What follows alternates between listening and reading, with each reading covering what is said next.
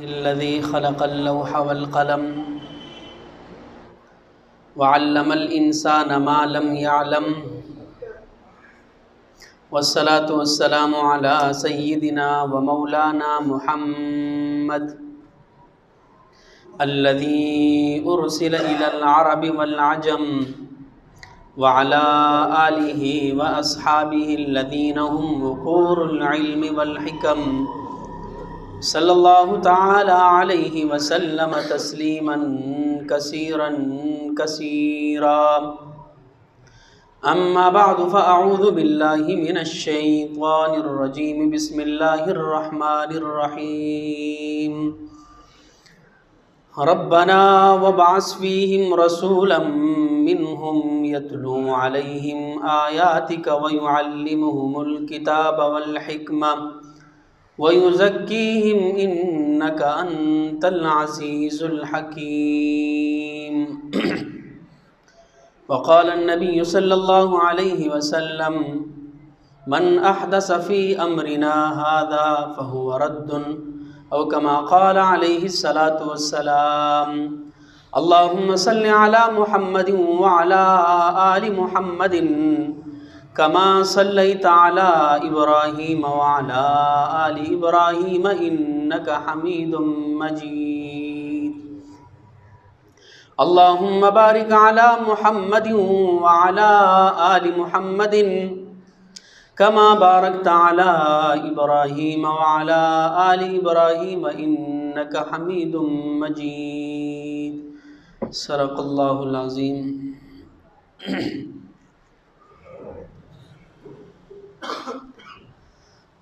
سامعین محترم،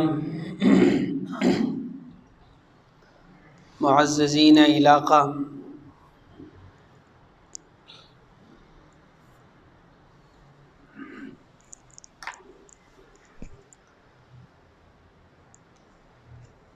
ربیع الاول کا مہینہ شروع ہو چکا ہے۔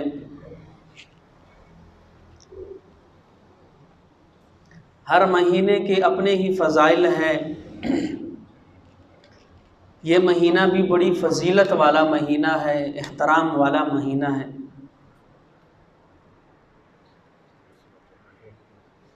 اول تو نام ہی اس کا فضیلت والا ہے، بہار کا مہینہ ہے، اور بہار ہمیشہ خزاں کے بعد آیا کرتی ہے۔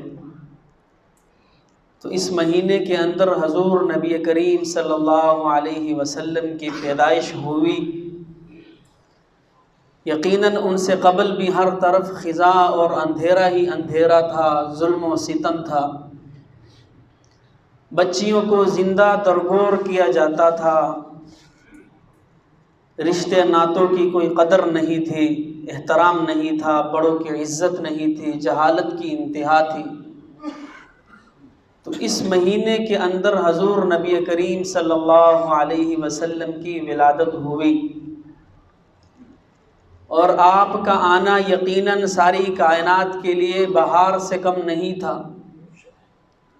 علماء نے لکھا ہے کہ جس سال حضور نبی کریم صلی اللہ علیہ وسلم اس دنیا میں آئے، اس سال اللہ رب العزت نے جتنی بھی عورتیں حاملہ تھیں، اللہ نے ہر ایک کو نرینہ اولاد عطا کی۔ اس کے پیچھے علماء نے وجہ لکھی ہے۔ وجہ یہ نہیں کہ اللہ کو بچیاں پسند نہیں تھیں، بلکہ ان لوگوں کا دستور تھا کہ جس گھر میں بچی پیدا ہو جاتی وہ لوگ اس کو زندہ دفن کر دیا کرتے تھے۔ تو میرے اللہ کو یہ ناگوار گزرا کہ رحمت للعالمین دنیا کے اندر تشریف لائیں اور ان کے ساتھ پیدا ہونے والی بچیاں پھر زندہ درگور ہوں۔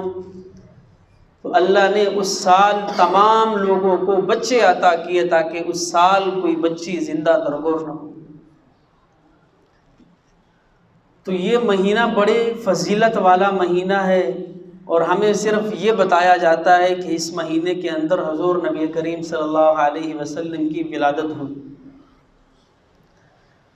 حالانکہ اس مہینے کے اندر حضور صلی اللہ علیہ وسلم کی ولادت بھی ہوئی، اسی مہینے کے اندر حضور نبی کریم صلی اللہ علیہ وسلم کو رسالت بھی عطا کی گئی، اور اسی مہینے میں حضور صلی اللہ علیہ وسلم نے ہجرت کی مکہ سے مدینہ کی طرف، اور اسی مہینے کے اندر حضور نبی کریم صلی اللہ علیہ وسلم دنیا سے رحلت فرما گئے۔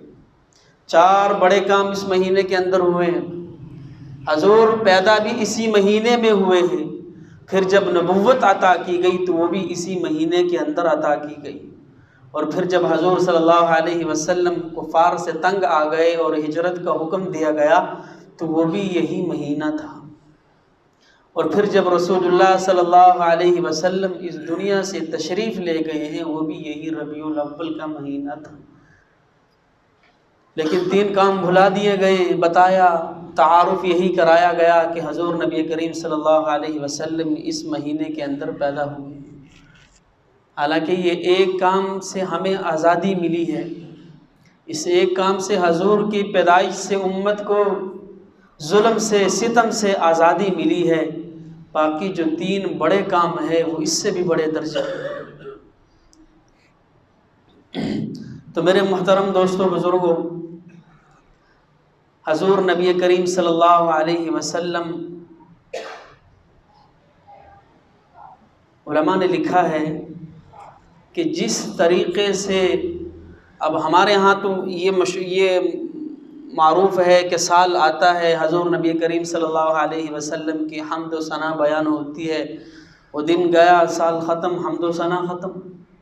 میرا ایمان یہ ہے، میرا عقیدہ یہ ہے کہ اس کائنات کے اندر جتنی صدیاں گزر چکی ہے، ہر صدی میں، پھر ہر صدی کے ہر سال میں، ہر سال کے ہر مہینے میں، اور ہر مہینے کے ہر ہفتے میں، ہر ہفتے کے ہر دن میں، ہر دن کے ہر گھنٹے، ہر منٹ، ہر سیکنڈ میں کہیں نہ کہیں پر حضور صلی اللہ علیہ وسلم کی تعریف ہوتی ہی رہتی ہے۔ آپ علیہ الصلاۃ والسلام کی تعریف کا سلسلہ جاری رہتا ہے، جیسا اس دنیا کے اندر بارش کا سلسلہ کبھی نہیں رکا۔ اگر آج یہاں ہے تو کل پشاور میں ہیں، پشاور میں ہیں تو اگلے دن کراچی میں ہیں، آج پاکستان میں ہیں تو کل چین جاپان میں ہیں۔ پوری کائنات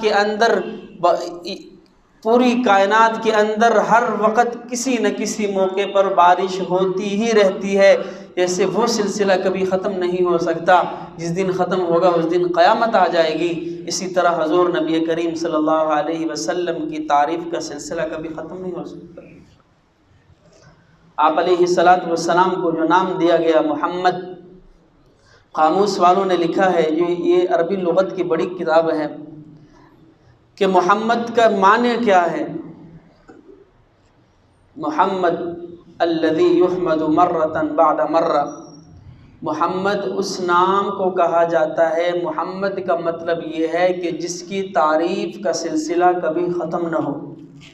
اللہ رب العزت نے حبیب کو جو نام دیا ہے، اس نام کا مطلب ہی یہ ہے کہ اس کی تعریف کا سلسلہ کبھی ختم ہی نہ ہو۔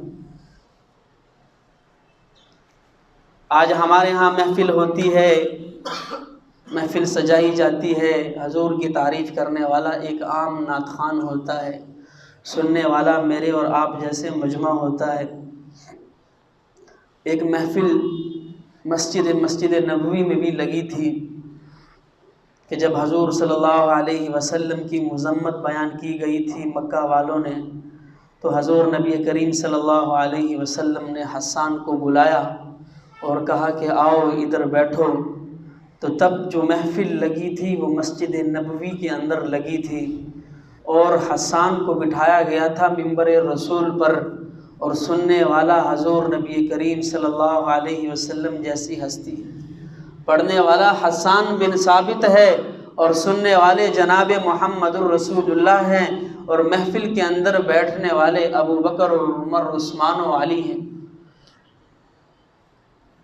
تو حضور نے فرمایا تھا کہ حسان پڑھو، ان لوگوں نے میری مذمت بیان کی ہے، تم میری تعریف کرو۔ تو قربان جاؤں کہ حسان نے تب اشعار پڑھے تھے، وَأَحْسَنُ مِنْكَ لَمْ تَرَ قَطُّ عَيْنٌ وَأَجْمَلُ مِنْكَ لَمْ تَلِدِ النِّسَاءُ وَأَحْسَنَ مِنْكَ لَمْ تَرَ قَطُّ عَيْنٌ وَأَجْمَلَ مِنْكَ لَمْ تَلِدِ النِّسَاءُ خُلِقْتَ مُبَرَّأً كَأَنَّكَ قَدْ خُلِقْتَ كَمَا تَشَاءُ۔ کہ یا رسول اللہ صلی اللہ علیہ وسلم میری آپ جیسا حسین میری آنکھ نے کبھی نہیں دیکھا۔ وَأَحْسَنَ مِنْكَ لَمْ تَلِدِ النِّسَاءُ وَأَحْسَنَ مِنْكَ لَمْ تَرَ قَطُّ عَيْنٌ وَأَجْمَلَ مِنْكَ لَمْ تَلِدِ النِّسَاءُ۔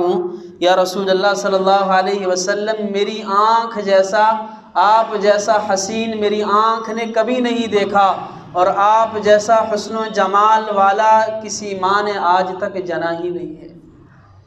تو کسی چیز کے بن جانے کے بعد، اس کے ظہور کے بعد تو تعریف تو سبھی کیا کرتے ہیں کہ ایک چیز جب سامنے آئی، اس کے حسن و جمال کو دیکھ کر، اس کے کمالات کو دیکھ کر تعریف تو ہوتی ہے۔ اب حسان بن ثابت کہہ رہے ہیں کہ یا رسول اللہ آپ جیسا حسن و جمال میری آنکھ نے نہیں دیکھا۔ وہاں جبریل مخاطب ہوتے ہیں اللہ سے، میرے مولا یہ حسان کیا کہہ رہا ہے؟ حسان نے دیکھا ہی کیا ہے جو رسول اللہ کی تعریف بیان کر رہا ہے؟ کہ حسان کہہ رہا ہے یا رسول اللہ اس جسم پر جب سے آنکھیں لگی ہیں، ان آنکھوں نے جب سے دیکھنا شروع کیا ہے، یا رسول اللہ آپ جیسا خوبصورت چہرہ کبھی نہیں دیکھا۔ اے میرے مولا اس حسان نے دیکھا ہی کیا ہے؟ حسان نے مکہ دیکھا ہے یا مدینہ دیکھا ہے یا طائف اور جدہ دیکھا ہے؟ اے اللہ مجھ سے پوچھ، میں نے آدم کو میدان عرفات کے اندر روتا ہوا دیکھا ہے۔ اے اللہ میں نے ابراہیم کو آگ کے اندر سلامت دیکھا ہے۔ اے اللہ میں نے اسماعیل کو چھری کے نیچے دیکھا ہے۔ میں نے نوح کو کشتی کا ملاح بنتے دیکھا ہے۔ اے اللہ میں نے یوسف کا حسن بھی دیکھا ہے۔ اے اللہ میں نے یوسف کے حسن کو مصر کے بازاروں میں فروخت ہوتا ہوا بھی دیکھا ہے۔ اے اللہ مجھ سے پوچھ، میں نے آدم سے لے کر حضور تک تمام انبیاء دیکھے ہیں، ان جیسا حسین کبھی میں نے نہیں دیکھا، تو حسان کیسے دکھے گا؟ خلقت مبرأ کأنک قد خلقت کما تشاء۔ حسان آگے کہہ رہے ہیں کہ یا رسول اللہ آپ تو ایسے بنائے گئے ہیں جیسا کہ آپ چاہتے تھے کہ مجھے ایسا بنایا جائے، جیسے آپ کی چاہت کے مطابق آپ کو بنایا گیا۔ میں کبھی کبھار سوچتا ہوں کہ اللہ نے حضور نبی کریم صلی اللہ علیہ وسلم کو بناتے وقت پوچھا ہوگا، میرے حبیب بتا تجھے کیسے بناؤں، تیرے ہاتھ کیسے بناؤں، تیری انگلیاں کیسے بناؤں، تیرا چہرہ کیسے بناؤں، تیری زلفیں کیسے بناؤں، تیری آنکھیں کیسے بناؤں؟ اور حضور نبی کریم صلی اللہ علیہ وسلم نے جواب دیا ہوگا، میرا مولا میری انگلیاں ایسی بنا دے کہ میں مدینہ کی زمین پر کھڑے ہو کر جب چاند کی طرف اشارہ کروں تو اس کے 2 ٹکڑے ہو جائیں۔ تو اللہ رب العزت نے اس قدر حسن و جمال دیا حضور نبی کریم صلی اللہ علیہ وسلم کو کہ جہاں سے گزرتے ہیں پتھر بھی سلام کرتے ہیں۔ ابو جہل آیا ہاتھ میں پتھر پکڑے ہوئے اور آ کر کہتا ہے کہ یا رسول اللہ، اے اللہ کے پیغمبر، اے محمد آپ بتاؤ میرے ہاتھ میں کیا ہے؟ حضور نبی کریم صلی اللہ علیہ وسلم نے فرمایا میں بتاؤں تیرے ہاتھ میں کیا ہے یا وہی بتائے جو تیرے ہاتھ میں ہے کہ میں کون ہوں؟ انسان اگر بتائے تو کبھی کبھار تکا لگ جاتا ہے۔ ایک آدمی میرے پاس آیا، میرے ہاتھ میں کیا ہے، میں نے کوئی بات کہہ دی تو ممکن ہے تکا لگ گئے ہو اور وہ بات سچ نکل آئے۔ حضور فرماتے ہیں ابو جہل میں بتاؤں تیرے ہاتھ میں کیا ہے یا جو تیرے ہاتھ میں ہے وہی بتا دے کہ میں کون ہوں؟ فرمائے بول میں کون ہوں؟ تو ان پتھروں نے کلمہ پڑھا لا الہ الا اللہ محمد الرسول اللہ، ہم گواہی دیتے ہیں کہ تو اللہ کا رسول ہے۔ اللہ رب العزت نے اس قدر شرف عطا کیا۔ حضرت ابوبکر صدیق رضی اللہ عنہ فرماتے ہیں میں حضور کے ساتھ تھا، ہجرت کی رات جب ہم نکلے تو ہم گزر رہے تھے، رستے میں بھوک لگی اور بھوک اس قدر سخت لگی کہ حضور نے فرمایا کہ ابوبکر بہت سخت بھوک لگی ہوئی ہے۔ سامنے ہمیں ایک گھر نظر آیا، وہ گھر معبد کا تھا۔ ہم اس کے گھر پہنچے اور پہنچ کر کہا اماں بھوک لگی ہوئی ہے، کوئی چیز کھانے پینے کو ہے؟ وہ کہنے لگی بیٹا گھر میں کھانے پینے کو کچھ نہیں ہے، گھر کے اندر کھانے پینے کو کچھ نہیں ہے۔ ہم نے فرمایا اور جو بکریاں ہیں وہ تو میرا شوہر چرانے کے لیے لے کر گیا ہوا ہے، یہ ایک بکری کھڑی ہے، یہ خشک ہو چکی ہے، یہ دودھ نہیں دیتی، اس کے علاوہ گھر پہ کچھ نہیں۔ تو حضور نبی کریم صلی اللہ علیہ وسلم نے فرمایا اماں اگر تو اجازت دے تو میں اس کے تھنوں سے دودھ نکال لوں؟ تو وہ کہنے لگی بیٹا تجھے کہا تو ہے، کیوں ضد کر رہا ہے کہ یہ بکری خشک ہو چکی ہے، اور اگر تیری ضد ہی ہے تو جا کر نکال لے۔ تو حضور صلی اللہ علیہ وسلم نے ابو بکر کی طرف دیکھا اور ابو بکر رضی اللہ عنہ نے حضور صلی اللہ علیہ وسلم کی طرف دیکھا تو دونوں ہنس پڑے اور آپ نبی کریم صلی اللہ علیہ وسلم نے فرمایا ابو بکر برتن لے کر آؤ. وہ برتن لایا گیا. حضور نبی کریم صلی اللہ علیہ وسلم جب بیٹھے اور تھنوں پہ ہاتھ پھیرا تو فرمایا ان تھنوں سے اس طرح دودھ نکلنے لگا جیسے ساون کے مہینے میں بادل برستے ہیں. اور وہ برتن بھر گیا. ابو بکر نے پیا, حضور نے پیا, پھر معبد کو پلایا اور اس کے گھر کے سارے برتن بھر دیے. رات کے وقت اس کا شوہر آتا ہے, پوچھتا ہے اس گھر کے اندر بڑی عجیب اور عمدہ قسم کی خوشبوئیں ہیں. خیر ہے کوئی مہمان آیا تھا تو وہ آ کر دکھاتی ہے کہ یہ برتن تو دیکھو دودھ سے بھرے پڑے. ایک نوجوان آیا تھا اور اس نوجوان کی تعریف شروع کر دی کہ ایسی خوبصورت اس کی آنکھیں تھیں, اس قدر کالی اس کی زلفیں تھیں, خوبصورت نورانی چہرہ تھا. آخر میں فرماتی ہیں گویا کہ وہ چاند کا ٹکڑا تھا, گویا کہ ہمارے گھر چاند اتر آیا تھا. تو یہ نبی کریم صلی اللہ علیہ وسلم کی صفات ہیں, ان کا حسن و جمال ہے. اور انسان جب کائنات کے اندر کسی چیز کو دیکھتا ہے, اس کے حسن کو دیکھتا ہے, اس کے کمالات کو دیکھتا ہے, تعریف کرتا ہی ہے. لیکن میرے نبی ایک ایسی ہستی تھی کہ جن کے پیدائش سے قبل ہی ان کی تعریف کی گئی.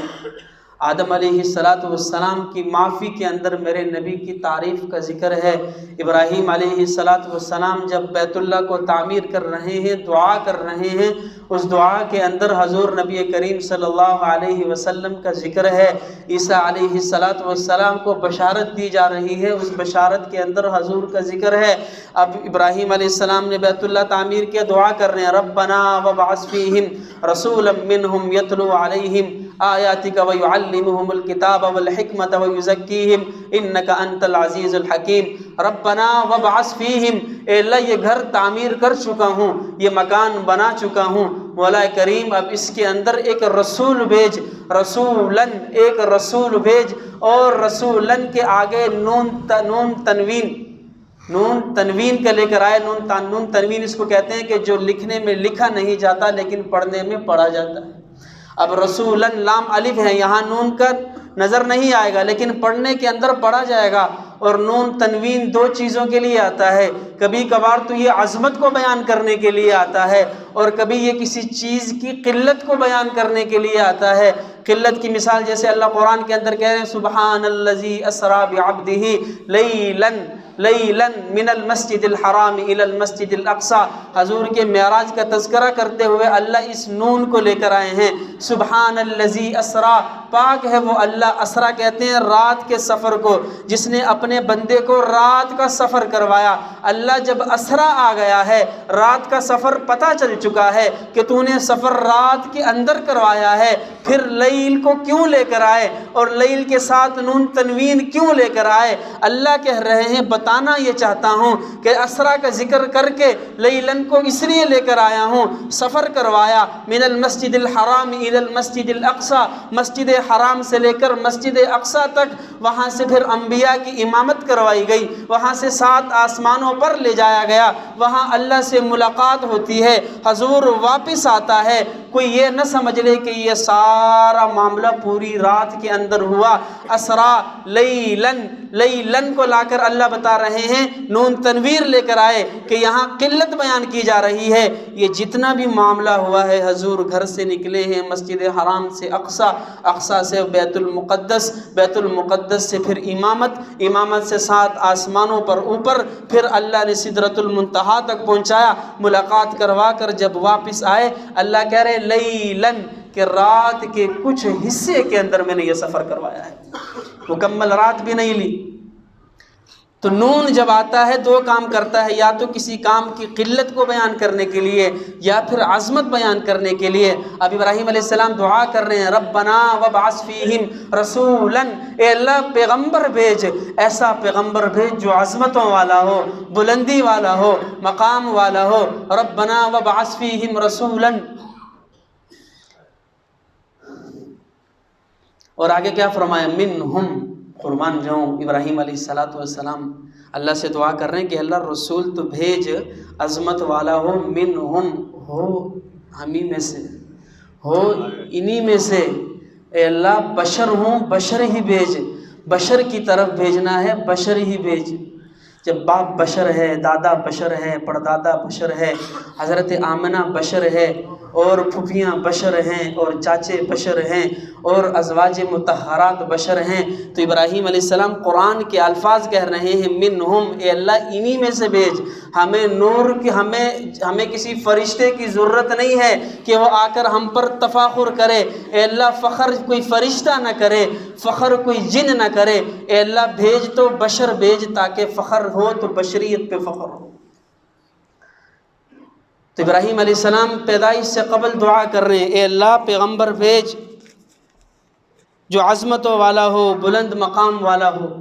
تو میرے محترم دوستو، یہ ربیع الاول کا مہینہ ہے، اس کے اندر خصوصاً 12 ربیع الاول کے اندر حضور نبی کریم صلی اللہ علیہ وسلم کی میلاد کے حوالے سے، ولادت کے حوالے سے مشہور ہے کہ آپ علیہ السلام کی ولادت 12 ربیع الاول کو ہوئی ہے، اور اس دن مختلف کام کیے جاتے ہیں، جلوس نکالا جاتا ہے، اس دن کھانے پینے کا معاملہ ہوتا ہے، چراغاں ہوتا ہے اور پہاڑیاں لگائی جاتی ہیں، اور ہر جو خرافات جتنی بھی رسومات ہیں یہ ساری کی جاتی ہیں۔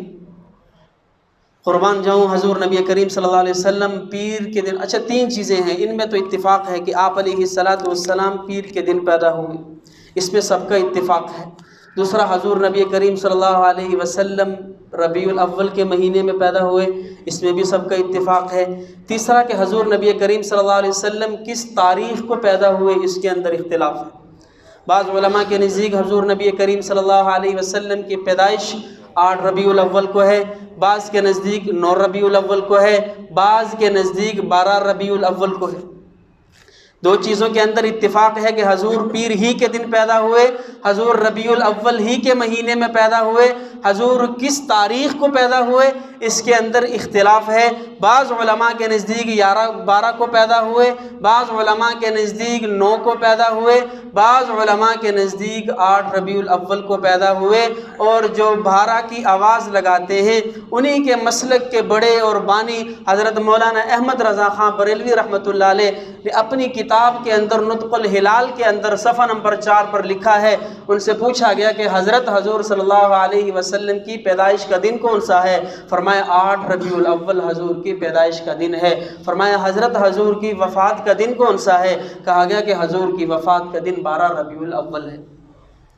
اس اختلاف والی بات کو پیچھے رکھیں، جس بات میں اتفاق ہے کہ حضور صلی اللہ علیہ وسلم پیر کے دن پیدا ہوئے، آپ علیہ السلام روز پیر کو، جب بھی پیر آتی آپ علیہ السلام اس دن روزہ رکھا کرتے تھے۔ حضور نبی کریم صلی اللہ علیہ وسلم سے پوچھا گیا رسول اللہ آپ پیر کے دن روزہ رکھتے ہیں کیوں؟ فرمایا اس دن میں پیدا ہوا تھا اسی وجہ سے روزہ رکھتا ہوں، اس دن میری ولادت ہوئی تھی اسی لیے روزہ رکھتا ہوں۔ میں آپ سے کہتا ہوں آج ہمارے ہاں مشہور ہوا پڑا ہے کہ عید میلاد النبی، اس دن کو عید کا دن کہا گیا، اور عید کے جب عید آئے تو اس دن روزہ نہیں ہوتا، اور جس دن روزہ آ جائے اس دن عید نہیں ہوا کرتی۔ میرا نبی تو اس دن روزہ رکھ رہا ہے لیکن ہم لوگ اس دن عید منا رہے ہیں۔ اگر ہم عید مانتے ہیں تو حضور نبی کریم صلی اللہ علیہ وسلم روزہ کیوں رکھا کرتے؟ اور اگر ہم روزہ رکھتے ہیں تو پھر اس دن عید کا کیا تصور؟ میں نے بخاری پڑھی، میں نے مسلم پڑھی، میں نے ترمذی پڑھی، مجھے عید کے عید الاضحیٰ اور عید الفطر کا تذکرہ نظر آیا، لیکن مجھے کہیں عید میلاد النبی کا تذکرہ نظر نہیں آیا۔ میں نے مسلم اٹھا کر دیکھی، شاید اس کے اندر کوئی حدیث ہو جس میں عید میلاد النبی کا تذکرہ نظر آ جائے، لیکن مسلم کے اندر بھی نظر نہ آیا۔ میں نے ترمذی اٹھا کر دیکھی، شاید اس کے اندر کوئی حدیث مل جائے، اس کے اندر مجھے عید الاضحیٰ اور عید الفطر کا تذکرہ نظر آیا، لیکن عید میلاد النبی کا تذکرہ نظر نہیں آیا۔ میں نے ترمذی اٹھا کر دیکھی، میں نے نسائی اٹھا کر دیکھی، میں نے ابن ماجہ اٹھا کر دیکھی، میں نے صحاح ستہ کی تمام کتابوں کو دیکھا، میں نے مختلف مسند امام اعظم کو دیکھا، میں نے مسند احمد بن حنبل کو دیکھا، مجھے اس کے اندر حضور نبی کریم صلی اللہ علیہ وسلم کی کوئی ایسی حدیث نظر نہیں آئی کہ جس حدیث کے اندر کسی تیسری عید کا تذکرہ ہو۔ میں نے کہا شاید حدیث میں نہ ہو، ہماری فقہ ایک ہے، ہمارے مسائل ایک ہے، ضرور اگر حدیث میں تذکرہ نہیں ہے تو جو حکم جاری ہوتا ہے اس کے متعلق فقہ کے اندر مسائل ضرور ہوتے ہیں۔ ہمیں عید الاضحیٰ کا حکم دیا گیا ہے، اس کے مسائل بھی ملتے ہیں۔ ہمیں عید الفطر کا حکم دیا گیا ہے، اس کے مسائل بھی ملتے ہیں۔ چلو حدیث میں نہ ملا، فقہ ایک ہے، ہم فقہ میں دیکھ لیتے ہیں۔ ہدایہ اٹھا کر دیکھی، اس کے اندر مجھے عید الاضحیٰ پہ مسائل تو نظر آئے، لیکن عید میلاد النبی پہ مسائل نظر نہ آئے۔ عید الفطر پہ مسائل تو نظر آئے، لیکن عید میلاد النبی پہ مسائل نظر نہ آئے۔ میں نے قدوری اٹھا کر دیکھی، مجھے اس پر عید الفطر کے مسائل تو نظر آئے، عید الاضحیٰ کے مسائل تو نظر آئے، لیکن عید میلاد النبی کا تذکرہ نظر نہیں آیا، عید میلاد النبی کے مسائل نظر نہیں آئے۔ تو کیوں کروں میں اس کام کو جو جناب محمد الرسول اللہ صلی اللہ علیہ وسلم نے نہیں کیا؟ آپ کے بعد ابو بکر کا دور آتا ہے، ابو بکر رضی اللہ عنہ نے نہیں کیا۔ عمر فاروق کا دور آتا ہے، عمر فاروق رضی اللہ عنہ نے نہیں کیا۔ اور عثمان کا دور آیا ہے، انہوں نے نہیں کیا۔ علی بن ابی طالب کا دور آیا ہے، کبھی انہوں نے عید میلاد النبی نہیں منائی۔ 30 سال خلفائے اربعہ کا دور رہا ہے، اس 30 سالوں کے اندر کسی نے عید میلاد النبی کا جلوس نہیں نکالا، عید میلاد النبی کی نماز نہیں پڑھی۔ اس سے آگے چلے آئے، کسی امام نے عید میلاد النبی کا جلوس نہیں نکالا، کسی امام نے عید میلاد النبی کی نماز نہیں پڑھی۔ شیخ عبد القادر جیلانی رحمۃ اللہ علیہ تک آ جائیں، ان کے مطابق آپ کو ان کے ہاں جلوس نہیں ملے گا، عید میلاد النبی کا تذکرہ نہیں ملے گا۔ چلتے چلتے میں آج کے دور انہی کے بانی اور احمد رضا خان بریلوی رحمۃ اللہ علیہ پہ آتا ہوں۔ آپ مجھے صرف انہی کی زندگی سے عید میلاد النبی کا جلوس ثابت کر دے، کل کو ہم بھی نکالنا شروع کر دیں گے۔ جب یہ کام ہمارے اکابرین تک نہیں تھا، ایک چیز کا نام و نشان نہیں تھا، تو وہ چیز کو ہم کیوں اپنائیں؟ تو یاد رکھیں، حضور نبی کریم صلی اللہ علیہ وسلم کی حدیث ہے، اماں عائشہ فرماتی ہے، من احدث فی امرنا ھذا فہو رد۔ ہم سے کہا جاتا ہے مولانا اس کے منانے میں حرج کیا ہے؟ سوال کیا ہوتا ہے، اس کے منانے میں حرج ہی کیا ہے؟ دین کا کام ہے، درود پڑھتے ہیں، حضور کا تذکرہ ہوتا ہے، چراغاں ہوتی ہے، حرج تو ہے۔ آپ یہ جلوس نکال کر یہ ثابت کرنا چاہتے ہیں کہ جو کام آج میں کر رہا ہوں اس کام کی طرف ابو بکر کا دھیان نہیں گیا۔ وہ ابو بکر جسے رسول اللہ سے عشق تھا، آج جو کام میں کر رہا ہوں اس کام کی طرف عمر کا خیال تک نہیں گیا۔ آج جو حضور کی میلاد کو میں اپنا رہا ہوں اس کام کی طرف حضرت عثمان کا ذہن نہیں گیا، اس کام کی طرف علی ابن ابی طالب کا ذہن نہیں گیا، اس کام کی طرف حسن اور حسین کا ذہن نہیں گیا۔ وہ لوگ اس کام سے نا خبر تھے، ان کو معلوم نہیں تھا۔ آپ کا یہ کام کرنا بتاتا ہے کہ حرج ہے۔ حرج یہ ہے کہ آپ کر رہے ہیں، مطلب ابو بکر کو علم نہیں تھا، یا پھر ابو بکر کو رسول اللہ سے عشق نہیں تھا۔ آپ کر رہے ہیں، عمر نے نہیں کیا، یا تو عمر کو علم نہیں تھا، یا پھر عمر کو حضور سے عشق نہیں تھا، یا عثمان کو علم نہیں تھا، یا عثمان کو حضور سے عشق نہیں تھا، یا علی کو علم نہیں تھا، یا علی کو حضور صلی اللہ علیہ وسلم سے عشق نہیں تھا۔ ایک بات تو تجھے ماننی پڑے گی کہ اس کام کا علم یا تو ان کو تھا نہیں اور یا پھر ان کو علم نہیں تھا۔ آگے سے سوال کرتے ہیں، مولانا اس کے نہ ہونے پر ثبوت دو۔ آپ کرتے ہیں، ثبوت نہیں ہے۔ اچھا آپ منع کرتے ہیں، کیا ابو بکر نے منع کیا؟ کیا عمر فاروق رضی اللہ عنہ نے منع کیا؟ کیا عثمان و علی نے منع کیا؟ کیا ائمہ اربعہ نے منع کیا؟ کیا کسی بڑے بزرگ نے منع کیا؟ تو جو کام آپ کرتے ہیں دلیل انہی سے لی جاتی ہے، نہ کہ منع کرنے والے سے۔ مثال دیتا ہوں چھوٹی سی، آپ یہاں سے باہر نکلتے ہیں بس نماز پڑھ کر، نماز کے بعد شخص آپ کے پاس آیا اور آپ سے کہتا ہے کہ یہ جو گاڑی کھڑی ہے یہ آپ کی ہے۔ کیا پوچھتا ہے؟ جناب یہ جو گاڑی کھڑی ہے یہ آپ کی ہے؟ آپ جواب میں کہتے ہیں کہ نہیں، تو کہتا ہے کہ نہ ہونے پر دلیل پیش کرو۔ کیا سوال کرتا ہے کہ یہ گاڑی آپ کی نہیں ہے، اس بات پر ثبوت اور دلیل پیش کرو۔ یہ اینک آپ کی ہے، آپ کہتے ہیں کہ نہیں، اس کے نہ ہونے پر ثبوت اور دلیل پیش کرو۔ تو آپ کیا کہیں گے؟ اللہ کے بندے، ثبوت تو اس سے مانگا جائے گا جو یہ کہے گا کہ یہ چیز میری ہے، ثبوت اسی سے مانگا جائے گا جو یہ دعویٰ کرے گا کہ یہ گاڑی میری ہے، نہ کہ ثبوت اس سے مانگا جائے کہ جو انکار کر رہا ہے کہ یہ گاڑی میری نہیں ہے۔ مثال سے ذرا اور سمجھیں، ایک شخص ہے، دکاندار ہے، اس کے پاس ایک شخص نوٹ لے کر آیا۔ نوٹ کون سا لے کر آیا؟ نوٹ ہے جعلی، پرنٹ اچھا، کلر اچھا اور اس کا ڈیزائن اچھا۔ دکاندار کے پاس آ کر کہتا ہے کہ یہ نوٹ ہے، اس کا مجھے سامان دے دو۔ دکاندار کہتا ہے کہ یہ نوٹ جعلی ہے، آگے سے کہتا ہے کہ اس کے نہ چلنے پر دلیل پیش کرو، اس نوٹ کے نہ چلنے پر دلیل پیش کرو کہ یہ نوٹ نہیں چلتا، اس کا پرنٹ اچھا نہیں ہے۔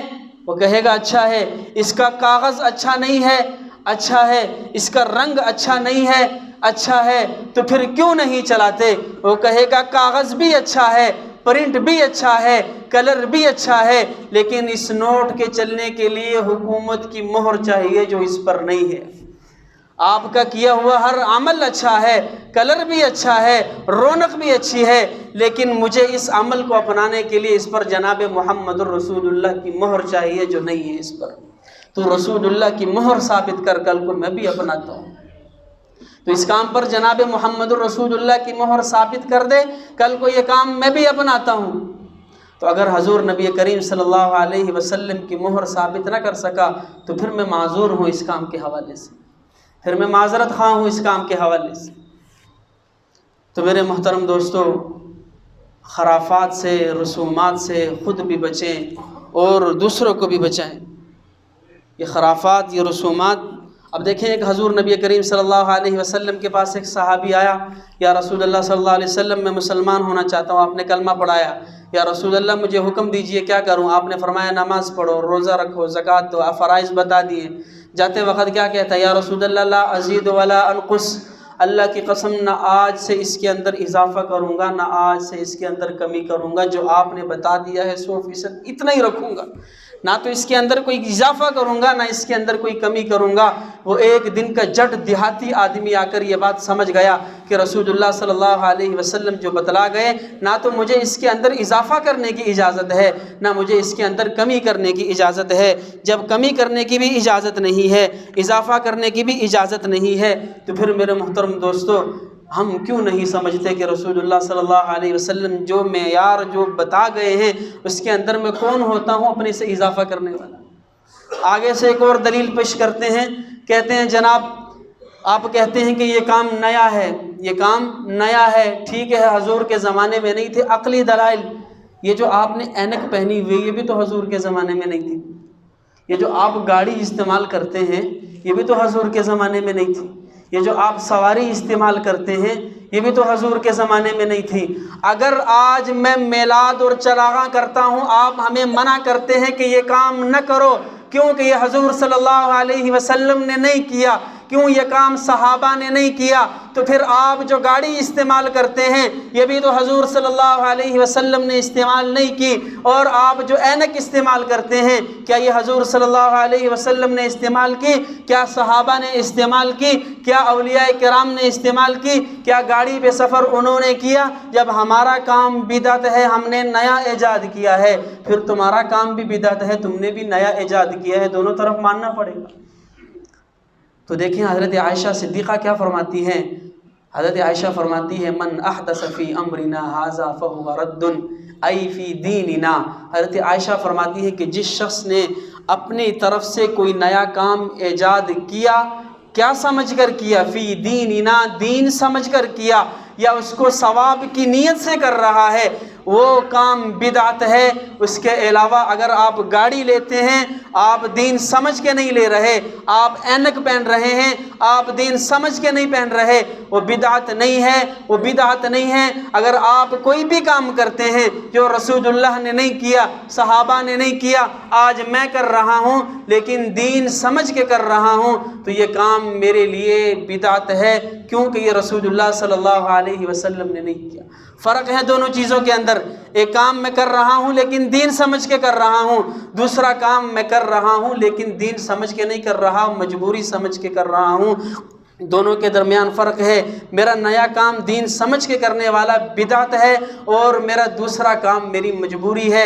ہاں میں تجھے بھی کہتا ہوں، پرسوں جب تو جلوس نکالے گا تو کہہ دے یہ بات کہ یہ جلوس تو نکال رہا ہوں لیکن دین سمجھ کے نہیں نکال رہا، مجھے تجھ پر کوئی اعتراض نہیں ہے۔ میں اینک پہنتا ہوں، میری مجبوری ہے، تو بھی کہہ دے کہ یہ جلوس نکالنا، چراغاں کرنا میری مجبوری ہے، مجھے تجھ پر کوئی اعتراض نہیں ہے۔ اگر تو دین سمجھ کے کر رہا ہے، چراغاں اس لیے کر رہا ہے کہ یہ دین کا عضو ہے، یہ دین کا جزو ہے، تو جلوس اس لیے نکال رہا ہے کہ یہ دین کا جزو ہے، تو پھر یہ بدعت ہے جو حضور نبی کریم صلی اللہ علیہ وسلم نے نہیں کیا، میں اور آپ کیوں کریں؟ اور آپ کو ایک اور بات بتاتا چلوں، جیسے میں نے شروع میں کہا کہ 12 ربیع الاول کے پیدائش کے اندر اختلاف ہے، بعض کے نزدیک 12 ہے، بعض کے نزدیک 8 ہے، بعض کے نزدیک 9 ہے، لیکن وفات کے اندر 12 ربیع الاول میں کوئی اختلاف نہیں ہے، سب کے نزدیک متفقہ ہے۔ حضور کس دن وفات پائی؟ حضور نے 12 ربیع الاول میں۔ حضور کی پیدائش کب ہوئی؟ کچھ کہتے ہیں 12 کو ہے، کچھ کہتے ہیں 8 کو ہے، کچھ کہتے ہیں 9 کو ہے۔ میں آپ سے پوچھتا ہوں، آپ خوشی کا اظہار کرتے ہیں، ایک گھر ہے، اس کے اندر شادی ہے، پروگرام ہے، خوشی ہے، اچانک اسی دن اسی ٹائم اس گھر کے اندر فوتگی ہو جاتی ہے، تو کیا ہم اسی طرح ناچنا گانا جاری رکھتے ہیں یا فوراً سب کچھ ختم کر کے رونا دھونا شروع کر دیتے ہیں؟ میں نے تو اپنے معاشرے کے اندر ہمیشہ یہی دیکھا ہے کہ جس گھر کے اندر شادی بیاہ ہو رہا ہو، خوشی ہو رہی ہو، اور اچانک کوئی فوتگی ہو جائے، سب کچھ ختم کر کے رونا دھونا شروع ہو جاتا ہے۔ ہوتا ہے کہ نہیں ہوتا؟ ہمارے معاشرے کے اندر ایسا ہی ہوتا ہے۔ ہمارے اپنے خاندان میں ایسا ہوا، بارات جا رہی تھی، حادثہ ہوا، وہی باراتی فوت ہو گئے، جس گھر سے دلہن لے کر آنی تھی اسی گھر سے جنازے اٹھے، اور رونا دھونا اور بارات کا نام و نشان تک ختم ہو گیا۔ آپ مانتے بھی ہیں کہ حضور کی وفات 12 کو ہوئی ہے، اور آپ شک میں بھی ہیں کہ حضور کی پیدائش 12 کو ہوئی ہے یا نہیں ہوئی، تو پھر ہماری جرت کیسی ہوتی ہے کہ جس دن میرے آقا جس کی خاطر ساری کائنات بنائی گئی وہ ہم سے جدا ہو گئے، اور اسی دن میں خوشی کا اظہار کروں؟ تو یہ کیسی خوشی ہوئی؟ آج ہمارے ہاں محفلوں کے اندر 12 ربیع الاول کی محفلوں کے اندر ناچ گانے چلتے ہیں کہ نہیں چلتے؟ آپ عینی گواہ، عینی شاہد ہیں کہ آپ نے اپنی آنکھوں سے نہیں دیکھا جب 12 ربیع الاول کے محفلیں سجائی جاتی ہیں، کبھی چیک کرنا، کبھی غور کرنا کہ آج کل تو گانوں کے ساتھ ساتھ ناچ اور سب کچھ ہو رہا ہے۔ کیوں ہو رہا ہے؟ حضور صلی اللہ علیہ وسلم کی پیدائش کا دن ہے کہ آپ علیہ السلام کی زندگی کا مقصد یہ تھا کہ آپ علیہ السلام یہی بتانے کے لیے آئے تھے کہ آپ علیہ السلام نے ہمیں یہی سکھلایا ہے کہ میرے پیدائش کے دن تم ایسا کام کرنا، تم ناچ کرنا، تم گانے گانا، تم جو ہے وہ مختلف قسم کے چراغاں کرنا، مختلف قسم کے کام نئے شروع کر دینا۔ تو میرے محترم دوستو، جو کام حضور نبی کریم صلی اللہ علیہ وسلم نے نہیں کیا، میری اور آپ کی جرت نہیں ہو سکتی کہ ہم کام کر دیں۔ پھر ہم حضور صلی اللہ علیہ وسلم کا میلاد بھی کرتے ہیں۔ ویسے عجیب بات ہے، ایک طرف تو ہم حضور صلی اللہ علیہ وسلم کو بشر ماننے کے لیے تیار نہیں ہیں، دوسری طرف ان کا میلاد کرتے ہیں۔ یہ بھی بڑا عجیب اتفاق ہے، ایک طرف ہم کہتے ہیں حضور بشر نہیں ہے، نور ہے، دوسری طرف ہم حضور کا میلاد کر رہے ہیں۔ جب بشر نہیں مانتے، نور مانتے ہیں، تو نور کب پیدا ہوا، کیسے پیدا ہوا؟ جبریل کے بارے میں کوئی بتا سکتا ہے؟ میکائیل کے بارے میں بتا سکتا ہے کب پیدا ہوا، کیسے پیدا ہوا؟ اسرافیل کے بارے میں کوئی بتا سکتا ہے؟ جب آپ بشر ماننے کو تیار ہی نہیں ہیں تو پھر اس کی میلاد کیسی؟ ایک مثال دیتا ہوں، شاید سمجھ میں بات آ جائے۔ ایک شخص ہے، سویا ہوا ہے، رات کا وقت ہے، 2 بجے کا ٹائم ہے، اچانک اس کی آنکھ کھلی، کسی نے اس کو ہلایا، اس کی آنکھ کھلی۔ آنکھ کھلنے کے بعد اس نے دیکھا کہ ایک حسین و جمیل عورت کھڑی ہے، زیور سے لدی ہوئی ہے، خوب حسن و جمال دیا ہوا ہے، اور اٹھا کر کہتی ہے کہ میں جنی ہوں۔ میں کیا ہوں؟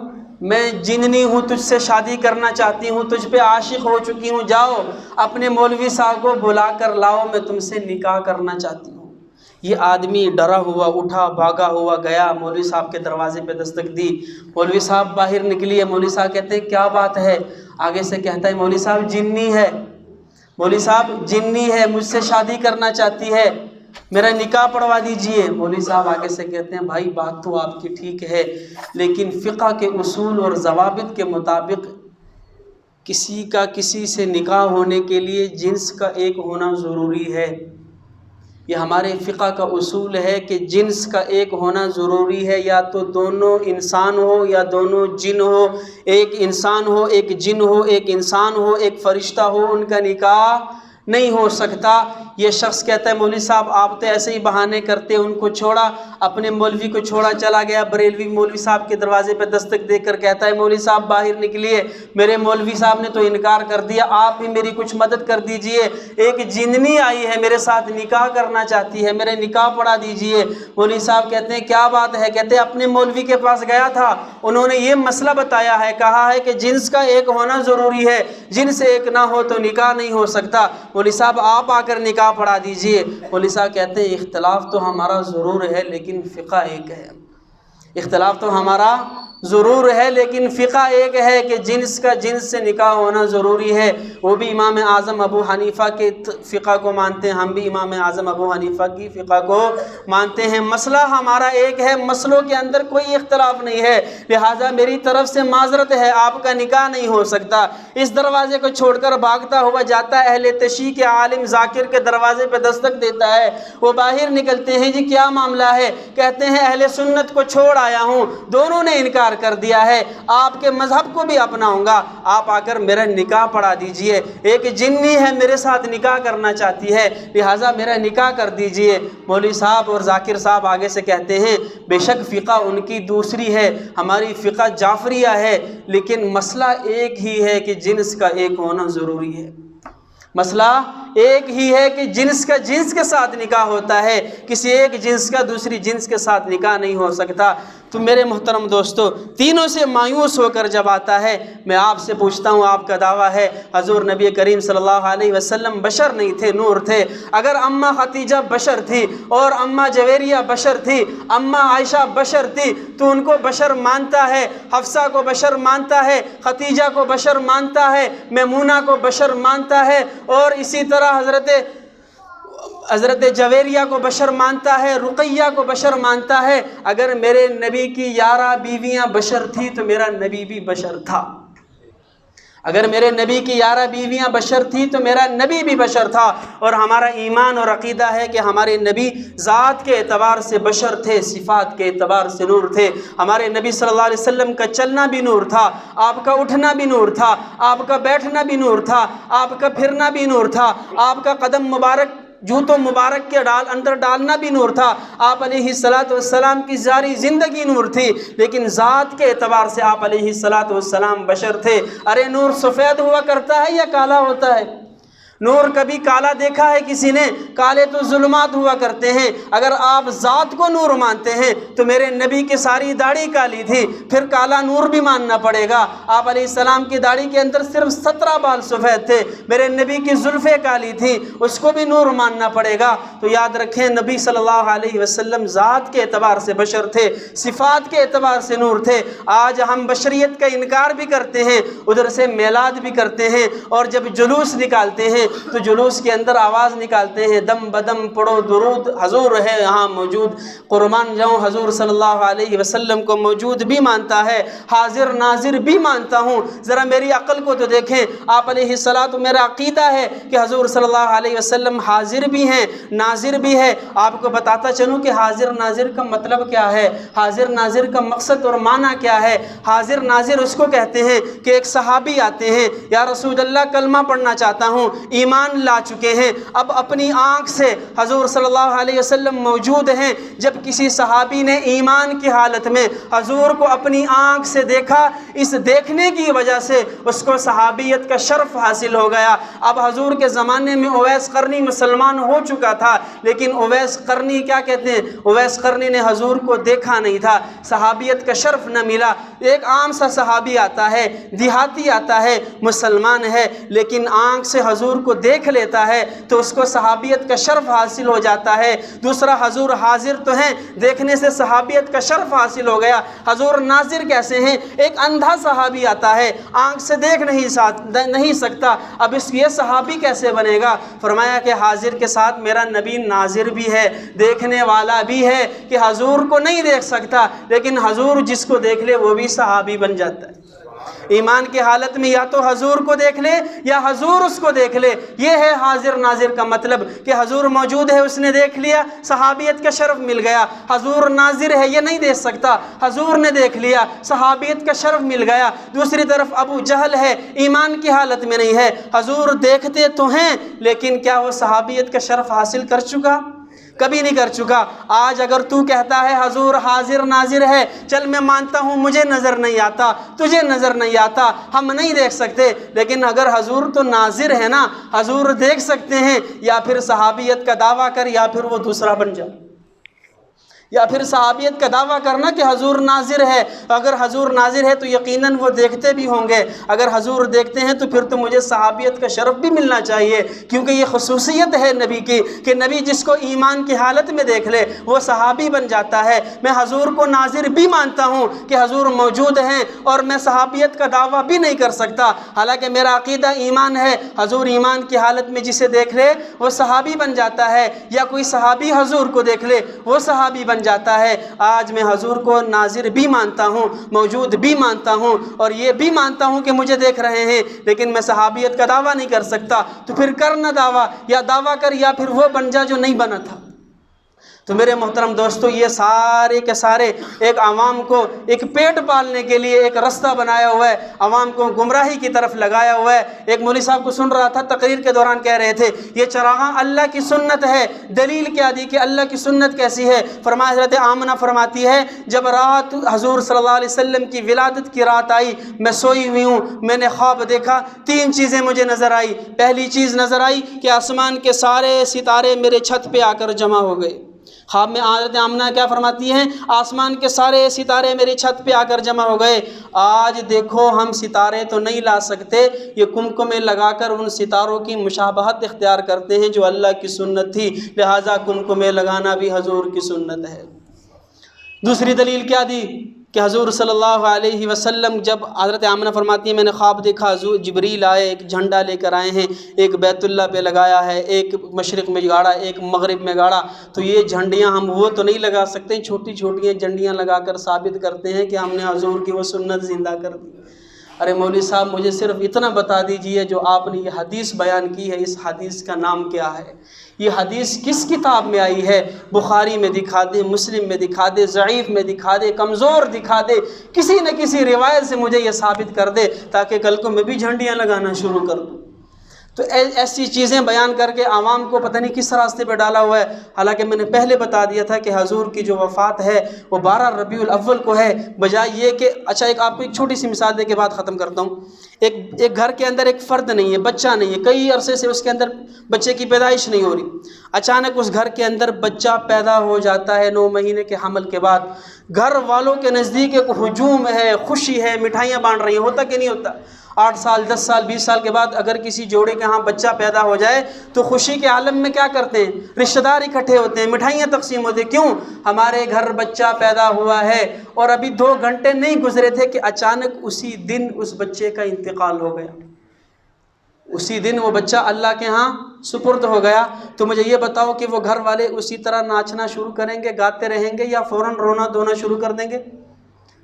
جو نعمت ملی تھی اس کے ملنے پر وہ بھول جائیں گے کہ وہ اللہ کی ایک نعمت تھی، خوشی تھی، وہ ختم، اب رونا دھونا شروع ہو گیا کہ جو نعمت ملی تھی وہ ختم، اب رونا دھونا شروع، کیوں؟ بچہ فوت ہو گیا۔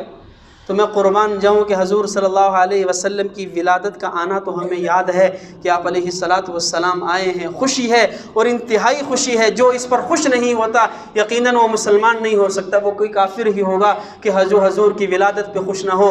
حضور صلی اللہ علیہ وسلم کی ولادت کے صدقے سے تو ہم جی رہے ہیں، یہ ساری کائنات ان کے طفیل بنی ہے اور انہی کے طفیل ہمیں کلمہ ملا ہے، ہم کیوں نہ خوش ہوں؟ لیکن اسی دن حضور صلی اللہ علیہ وسلم کا انتقال بھی ہوا ہے۔ کم از کم اگر آپ ولادت کو یاد رکھتے ہیں تو آپ اس کے ساتھ ساتھ حضور کی وفات کو بھی یاد رکھیں۔ اگر آپ اتنا بھی یاد رکھیں کہ اس دن میرے نبی دنیا سے گئے بھی ہیں۔ حضرت فاطمہ فرماتی ہیں کہ حضور کی وفات کا صدمہ اتنا بڑا صدمہ تھا کہ اس دن کے بعد ہم پر جب بھی کوئی صدمہ آیا ہم پہ چھوٹا لگا۔